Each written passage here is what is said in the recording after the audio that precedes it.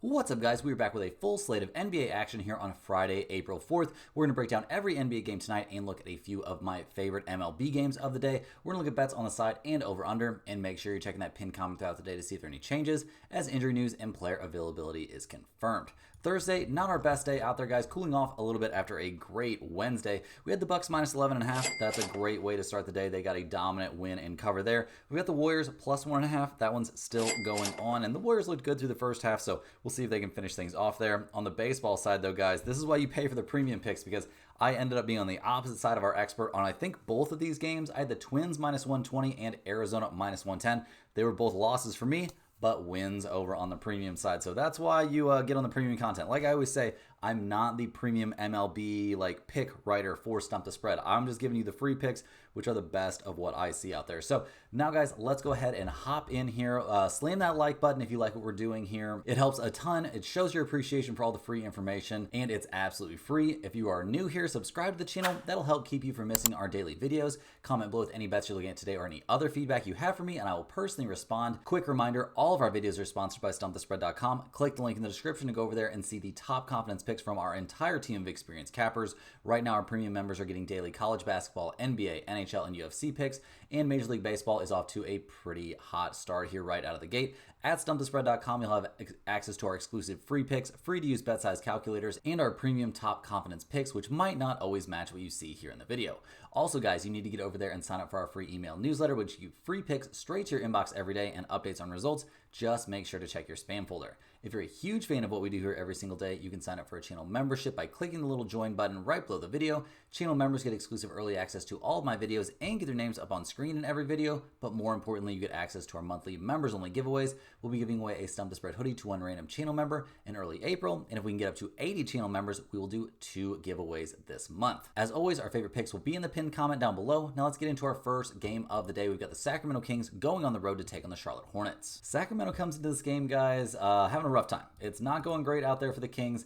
Not a great season overall. They've made some moves that aren't exactly paying off, and right now we see them on a 3-game losing streak. They are 3-7 over their last 10 games. They are only a single game up on the Phoenix Suns and 2.5 games up on the Portland Trail Blazers for that last play-in spot. So it's getting pretty desperate out there for the Kings. They haven't been playing well lately, though, losing 3 in a row, and they just lost at Washington their last time out. Yeah, guys, you heard that right. They lost at the tanking Washington Wizards. So some got to change here for the Kings. I don't know if anything's going to, though. Looks like they're still running the same starting lineup out there. Looks like no major injury news for them. So we'll see if they can find a win here against another tanking opponent. The Hornets come into this game obviously not having a great time. They just lost by 15 at the Pacers. The game before that, they beat the tanking Jazz. So in a tale of 2 teams that are tanking, I guess they tanked less? I don't know. But this team has been horrible. They're holding guys out. They've got guys out for the season. It's kind of been a rough injury year overall for the Hornets, who could have taken a step forward this year, but it didn't really happen. We see Josh Green out for this game, Nick Smith Jr. on the injury report, Seth Curry on there. Seth Curry probable for this game. Apparently that back issue unlikely to keep him out. Mark Williams with a back issue himself, also probable, and Nick Smith Jr. with that ankle issue is questionable for this game. So looking at the numbers here, we see the Hornets getting 10.5 points. We've got a total of 219.5 out there. The Kings 17, 20, and 1 against the spread on the road. 14, 23, and 2 against spread after a loss. So a pretty bad team against spread coming off a loss. Not a great team at bouncing back. They're taking on a Hornets team that's 19, 18, and 1 against the spread at home, 25 and 31 against the spread after a loss. This feels really, really wild to me, guys, but I think this is too many points for a Kings team that's just terrible. I'm not going to be on this game in a huge way. Obviously, it's not one of my favorite matchups of the day, but I think if you're playing this one, you want to be on the Charlotte Hornets getting 10.5 points, playing at home. Next up, we're looking at the Utah Jazz going on the road to take on the Indiana Pacers. The Jazz come into this game one of the most successfully tanking teams in modern history, it feels like to me, at least. They're currently on a 7-game losing streak. They just lost by almost 40 there at Houston. Now they go to Indiana. This team is managing to lose games even against the other tanking teams. They did accidentally beat Washington a couple weeks ago, but they just lost at Charlotte the other day. So yeah, they're doing a really good job of losing as many games. This team actually has some talent on the roster, but they're playing them limited minutes, not playing them in the second halves, holding them out of games, so on and so forth. They've shut guys like Markkanen, John Collins, Jordan Clarkson down for the season, basically. And yeah, Colin Sexton could be carrying this team to wins, potentially, just with his effort, but they hold him out of second halves and limit his minutes as much as they can. Filipowski showing some promise there for the future. We see Walker Kessler probably going to miss this game. Yeah, he's officially out with a nasal fracture, and he's in the concussion protocol. Oh, I didn't realize that happened. Okay, yeah. So Kessler going to be out. Other than that, not a lot of bright spots for this team at the moment. So definitely not a full-strength Utah Jazz team as they go on the road to take on the Pacers here, who come into this game winners of 3 out of their last 4. Indiana doing a good job out there in the East. They are currently all alone there in the 4 seed with a 3-game cushion over the Milwaukee Bucks. So looks very likely the Pacers will be the 4 seed, and the question will be, are they going to be playing the Bucks or the Pistons in the first round? But regardless, it's been a nice turnaround for the Pacers. They didn't have the greatest beginning of the season. Tyrese Halliburton really got off to a rough start, but he has completely turned things around. I'm not going to dive too deep into what they did against the Charlotte Hornets. Obviously, Charlotte, a horrible tanking team, but this has been a good squad here down the stretch, no doubt about it. They've put up good numbers. Siakam's been very, very solid over the course of the year. They come into this game looking, I would say, just slightly nicked up. We see Nesmith and Siakam and Mathurin all on the injury report. Apparently, Nesmith, guys, questionable with that right ankle soreness. Siakam with a left elbow bruise, apparently. That's what it's being listed as. He is also questionable for this game. I'll be a little bit surprised to see him sit it out. And Mathurin, guys, with that calf issue, also questionable. They're probably going to be rushing guys back here against this really, really terrible, really, really tanking Utah Jazz team. Like this second unit with, like guys like TJ McConnell, Ben Shepherd, Obi Toppin, more than capable of putting up very, very solid numbers and probably just winning this game on their own if they had to against the Utah Jazz. And that's a big part of the reason the Pacers are 15.5-point favorites in this game. We've got a total of 235.5. Utah, 20-18 against spread on the road, 28-32 against spread after a loss. The Pacers, 16-18-3 against spread at home, 16-27-1 against spread coming off a win. That's a pretty bad number, but guys, I think this is actually a very, very reasonable spot to be on the Indiana Pacers. That's how hard and how bad the Jazz are at, they're just tanking out right now. They're tanking it hard. They are a bad team trying to lose games right now, and it's working out for them. Give me the Pacers here at minus 15.5. This is such an egregiously tanking Jazz team that I think this play honestly has a chance to end up in the pinned comment. Next on the docket, we're looking at the Phoenix Suns going on the road to take on the Boston Celtics. The Suns come into this game 35-41 on the season, having a pretty rough time over the course of the year and a pretty rough time recently, losing 4 in a row, including losing by 30 against Boston in Phoenix only a few games ago. The Suns really got to come with some wins, but they're playing a tough end of their season schedule right now. They're only 1 game back of the free-falling Sacramento Kings, but the Suns are only 5-5 over their last 10 games. They're not doing anything too exciting. In their 133-123 loss there against the Bucks, they had no answers out there for Giannis. We saw, Devin Booker try and do his thing. He put up 39 points, but it was still a minus 20 out there. Only 3 of 11 from 3. The Suns shot 40% from 3, and it still wasn't enough. The bench, outside of Tyus Jones, not looking very good. 23-point game from Grayson Allen. He shot the ball excellently, but just not enough there in the end. This Suns team traded away way too much to, acquire their big 3, and you don't play basketball with only 3 dudes. So things not looking so great right now for the Suns. They do have to be in desperation mode, but how is that going to go for them? They're fully healthy, except for that, huge exception there of Kevin Durant. Bradley Beal coming back, I don't think is a very big deal at all. Kevin Durant, guys, with that ankle issue, going to be out at least another 4 or 5 days, and that is at a minimum. So we'll see what the Suns do here on the road against the Boston Celtics, who are fresh off of a rare loss. They played terrible there against the Miami Heat, losing that game 124-103, and that was a home game for Boston. So they're looking to bounce back here. Obviously, not a ton left for the Celtics to play for. I mean, they're 5 games back of Cleveland and 8 games up on the New York Knicks. Like, they're locked into the 2 seed effectively. They didn't play well, though, against the Miami Heat. Probably stings a little bit. Not a team they like to lose to. Jaylen Brown, a good night out there. Jason Tatum, though, terrible. As a team, they shot only 27, almost 28% from 3. That's not going to work for a Boston team that makes, that scores most of their points from behind the arc. So we'll see if they've got a bounce back shooting night in them in this one. They're almost fully healthy, almost no one on the injury report. Jaylen Brown is on there. He's questionable there with that knee issue, but it doesn't seem like it's anything serious. And I think there's a fairly reasonable chance that he ends up playing in this game. It's not for sure. He played 29 minutes there against Miami and played well. I think they're more worried about obviously having him and everyone else healthy for the playoffs. So we'll see if he's out there, but everybody else slated to be out there. The Celtics, 14.5-point favorites. We've got a total of 227.5. Phoenix, 15-23 against spread on the road, 20-20 against spread after a loss. Boston, 15-22 against spread at home, 15-4 against the spread coming off of a loss this season. Guys, we're definitely taking the Boston Celtics here to get the win and cover. I know it's a big number, but you take the Celtics every single time coming off a loss this season. Look how much money you would have made. You fade the Celtics coming off a win. Well, they're coming off a loss, guys. We are taking the Boston Celtics here at minus 14.5. This has a chance, or this will definitely be in the pin comment. It has a chance to be a premium pick.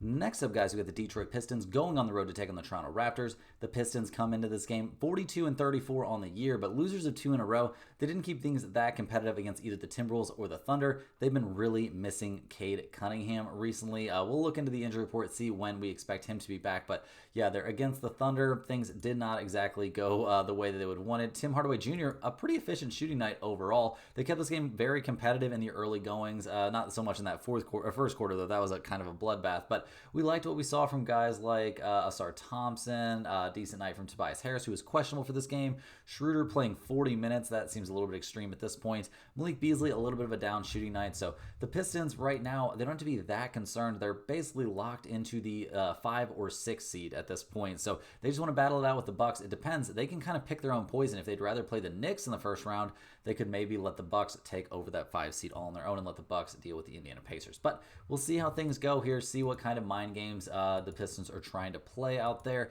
In terms of their injury report, we see Cade probably going to be out for this game as well. Tobias Harris out. Isaiah Stewart still suspended. Cade, guys, no reason to rush him back. He's questionable, but I doubt he'll play.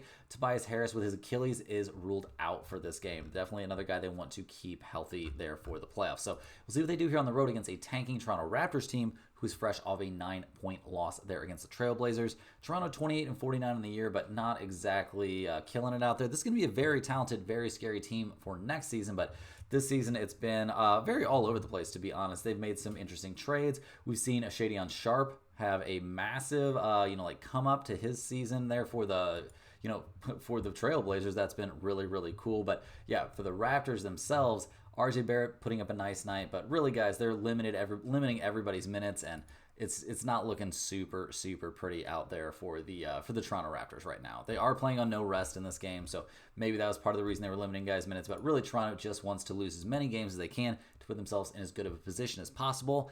In this game, guys, you see quickly Grady Dick and Jakob Poeltl all listed as out. So it appears it's going to be the RJ Barrett and Scotty Barnes show here on back-to-back nights. So we'll see how that goes. Looking at the numbers here, the Raptors are getting 11 points. We've got a total of 228.5. Detroit 22-15-2 against spread on the road, 20-12-1 against spread after a loss. Toronto 23-14-1 against spread at home, 28-19-1 against spread after a loss, and they are a 500 against the spread team when playing on no rest, going 7-7, playing on back-to-back nights this season. This is a tough spot, guys. I need more injury news about the Pistons. I need to know whether Cade's playing or not. If he's not playing, go ahead and give me the Raptors and their skeleton crew at plus 11 in this game, but not one that I have enough confidence to put in the pinned comment. Next up, guys, we're looking at the Portland Trailblazers going on the road to take on the Chicago Bulls. The Trailblazers actually been playing okay, winning their last 2 in a row on this road trip. They lost their first 2 falling against the Kings and the Knicks, but then they took down the Hawks, and then they just took down the Toronto Raptors. So pretty solid stuff there last night. Loved what we saw from Portland in that game. Shadion Sharp looking like a monster, like I was just saying. 36 points, 14 of 23 from the field. A dominant performance. 26 points there from Denny Adjava. He continues to absolutely ball out there.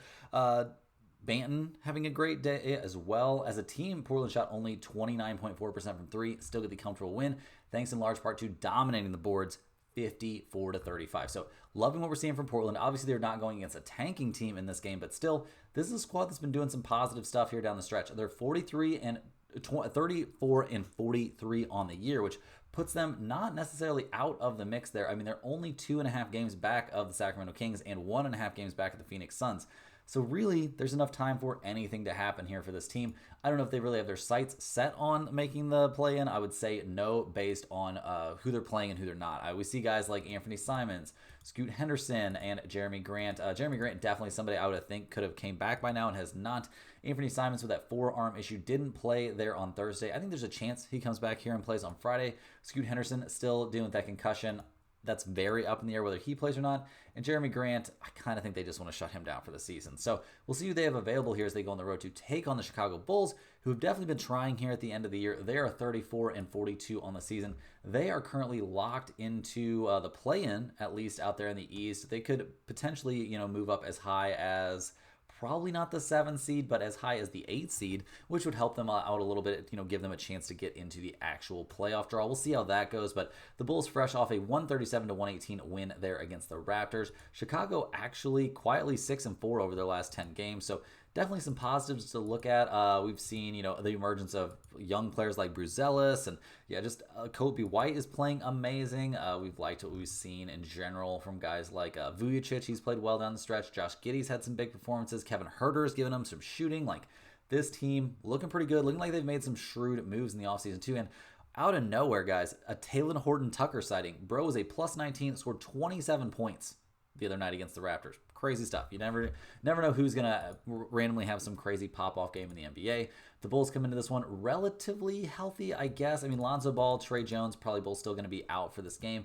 Lonzo Ball is technically questionable, so maybe he's getting close to making a return. Trey Jones, not so close to making his return yet. So we'll see who the Bulls have available. They're 4.5-point favorites in this game. We've got a total of 239.5. Portland 20-17-1 against spread on the road, 22-20-1 against spread after a win, and 10-1-1 against the spread on no rest this season. That's pretty wild to me, guys. The Bulls 19-18-1 against spread at home, 14-17-2 against spread after a win, but they've been playing much better recently. I'm honestly leaning a little bit towards Chicago at home in this one, since Portland seems pretty banged up. We need to see a look at that injury report, see who's actually going to be playing, but how good this Portland team has been against spread on no rest cannot be ignored, so probably not a spot where I could put Chicago in the pinned comment. Next up, guys, in one of the biggest games of the night, we've got the Oklahoma City Thunder taking on the Houston Rockets. The Thunder come into this game fresh off a nice 16-point win there over the Pistons. OKC playing great here down the stretch, really not letting up too much despite having that number 1 spot in the West absolutely locked up, and basically have the number 1 spot in the NBA locked up. Like, this team is 64-12 on the season. They're posting a plus 13 scoring differential. Crazy stuff. SGA continues to do his thing. Bro is looking like he's probably going to win the MVP. You could debate whether he deserves it more or Jokic deserves it more, but giving it to the best player on the best team never seems like that big of a mistake. He was a plus 30 there against the Pistons. That's a pretty good number. We saw everyone play well, and the Thunder get a convincing win despite shooting only 10 of 38 from long range. Definitely a number I expect them to improve upon in basically every game. They just had a really cold shooting night. So we'll see if they've got a bounce back in them here.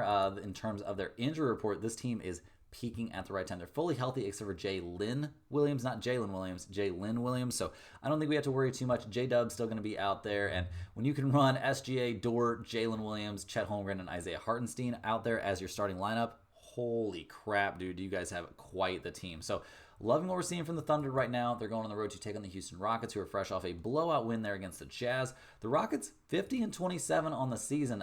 They've basically locked themselves into that 2 seed. Not officially yet, but it's getting pretty close.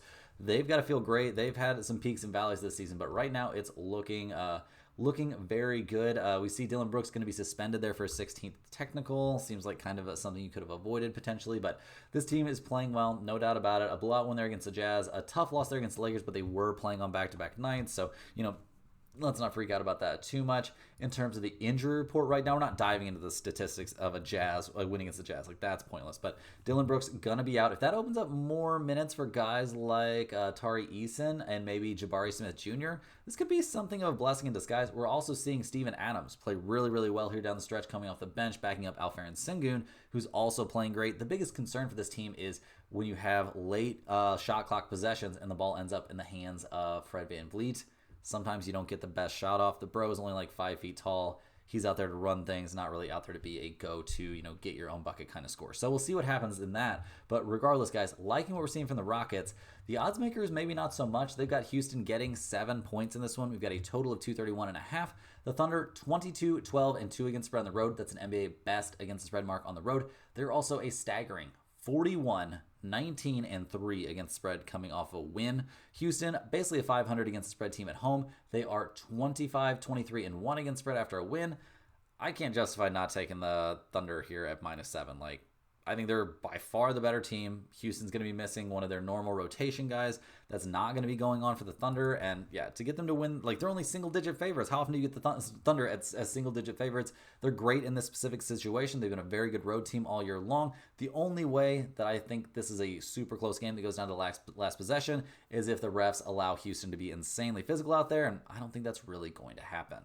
Next up, guys, we got the Cleveland Cavaliers going on the road to take on the San Antonio Spurs. The Cavaliers come into this game winners of 5 out of their last 6 overall. They're fresh off a blowout win there against the Knicks, and things are all pointed in the right direction right now in Cleveland. I mean, they're in the 1 seed. They're 5 games up on the Celtics, so they don't have to really worry about that too much anymore. Time for this team to make sure they are healthy and to go into the playoffs playing well. And yeah, a blowout win against the Knicks probably makes you feel pretty good. So did that win over the Clippers. So right now, everything coming up Cleveland's way. I mean, we saw a nice game out there from Donovan Mitchell. He seems to have found his shooting stroke again, which is nice. 21 points from Jarrett Allen on insanely efficient shooting. Mobley actually not his best game out there against the Knicks, but overall a very good Cleveland Cavaliers team, and they come into this game looking pretty darn healthy. Ty Jerome, Dean Wade, both probably going to be missing there for the bench unit, but I don't think that's the end of the world. We might see some more Max Strus minutes out there. That's not that bad.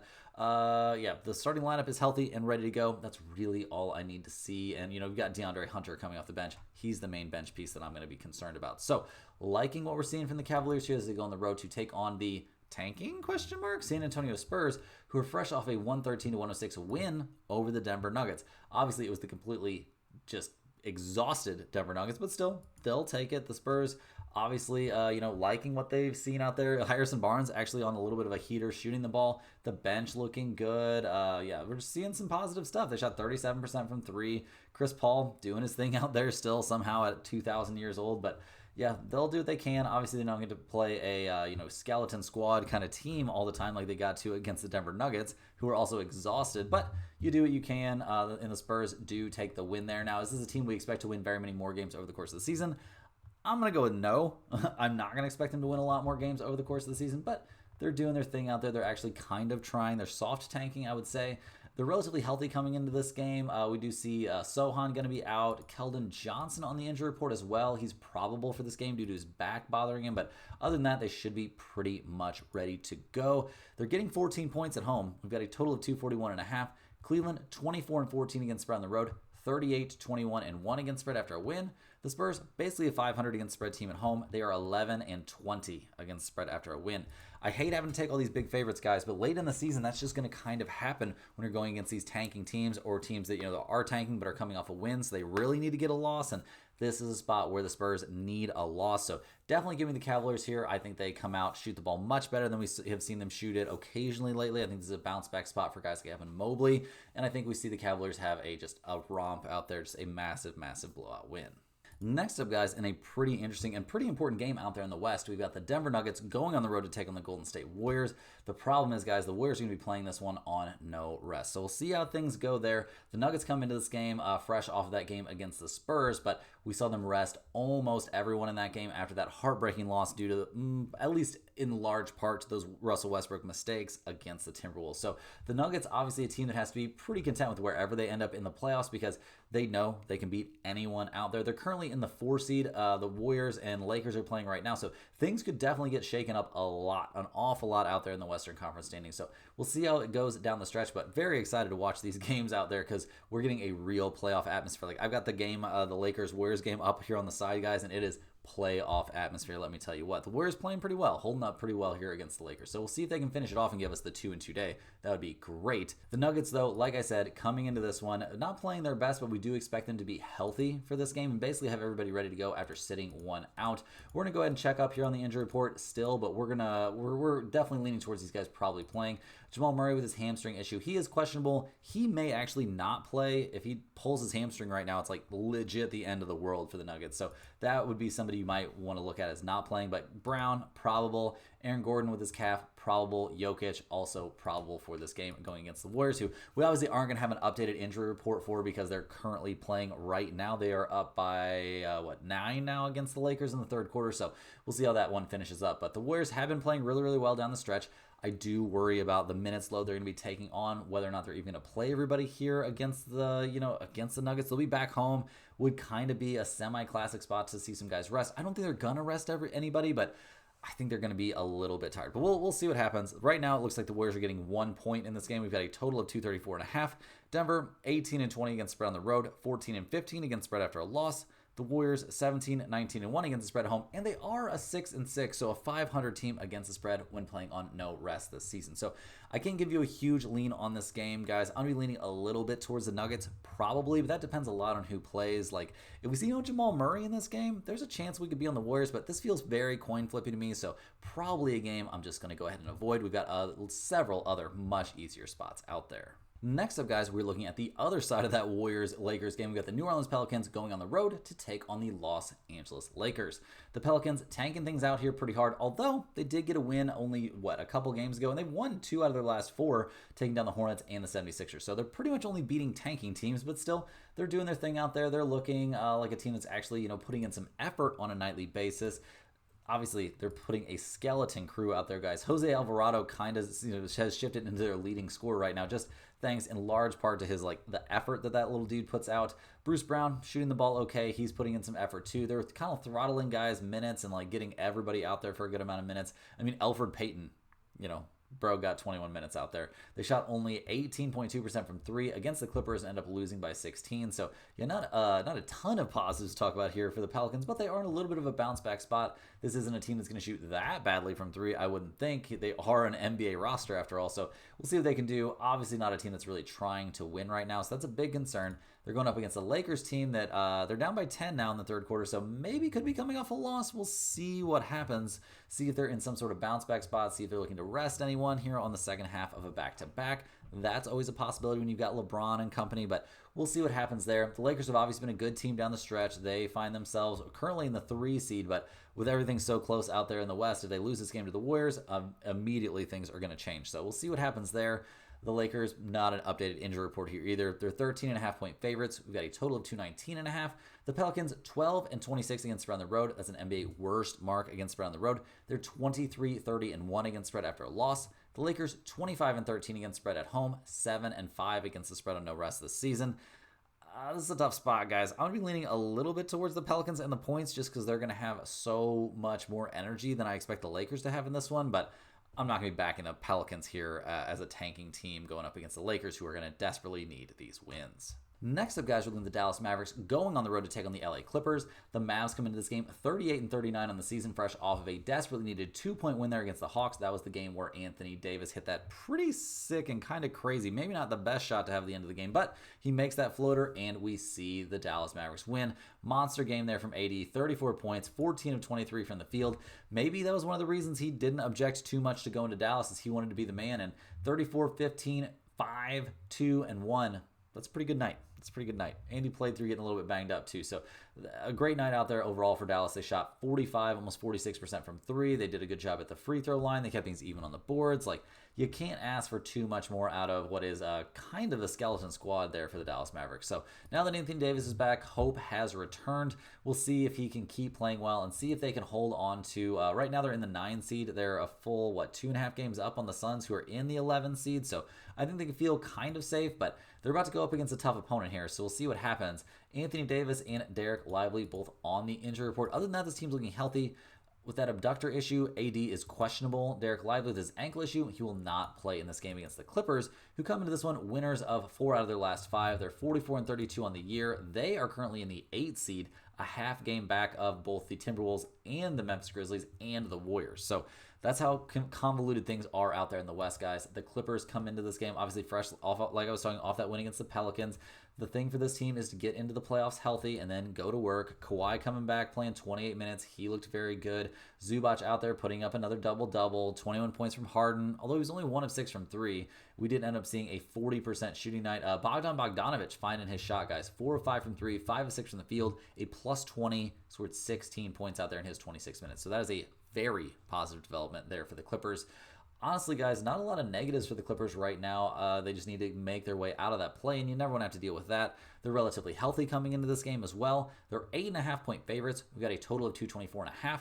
Dallas 18-19-2 against spread on the road, 16-20-1 against spread after a win. The Clippers 25-12 against spread at home. One of the best home court teams. That new stadium definitely, or new arena definitely gives them a bigger home court advantage. And they're also 25-18 against spread after a win.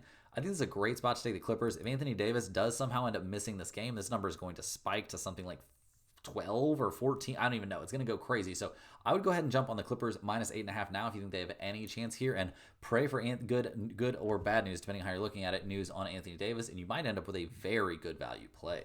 Now, guys, hopping over to the MLB side, and like I say, keep in mind, these are not the same as our premium picks. Our premium pick guy for MLB is not me, so I could even be on the opposite side of him. If you're interested in signing up for a premium package, get in that link down there in the description and get over to stumpthespread.com. Also get over there for the free stuff as well, but definitely just keep that in mind on these picks. These are my picks, not the premium MLB picks over at Stump the Spread.